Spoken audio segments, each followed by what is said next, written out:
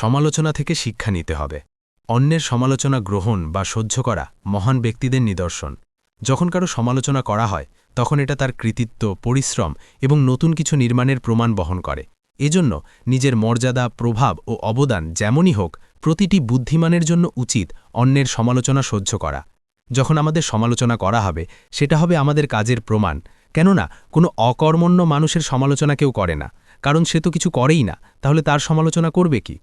এছাড়া আপনার নিকট সমালোচনা যত তিক্তই মনে হোক, এর কিছু ভালো দিকও আছে।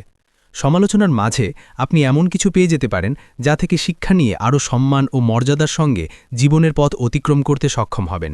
এজন্য সমালোচনা থেকে আপনি তার ভালো দিকটাই গ্রহণ করুন। শিক্ষা নিন কিভাবে এর মাধ্যমে নিজের পদক্ষেপগুলো আরও সঠিকভাবে সামনের দিকে এগিয়ে নেবেন। আর সমালোচনার যে অংশ আপনার জন্য অপ্রয়োজনীয়, সেটাকে এমনভাবে বর্জন করুন যেন তা আপনাকে অযথা চিন্তিত না করে, কিছুতেই যেন আপনার মধ্যে কোনো খারাপ প্রভাব ফেলতে না পারে। আপনি নিজেকে মানুষের খারাপ আচরণগুলো সহ্য করতে অভ্যস্ত করে তুলুন। সমালোচনাকারীদের এমন জবাব দিন যা তাদের জন্য কল্যাণ বয়ে আনে। আর যখন কেউ আপনাকে উপদেশ দেয়, তখন তা থেকে উপকৃত হবার চেষ্টা করুন।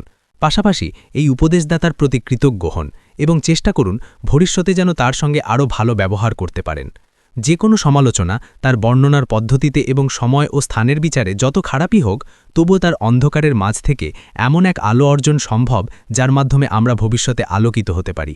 কিন্তু পৃথিবীর কোনো মানুষই সমালোচনা থেকে নিরাপদ থাকতে পারে না।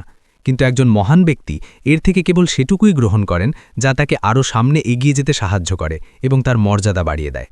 মোট কথা, সমালোচনা যদি আমাদের মর্যাদা বৃদ্ধি এবং আমাদেরকে অগ্রসর হতে সাহায্য না করে এবং আমাদের কোনো কল্যাণ ও শ্রেষ্ঠত্ব বয়ে না আনে, তবু জেনে রাখুন সমালোচনা আমাদের জীবনে সামান্যতম ক্ষতিও করতে পারে না।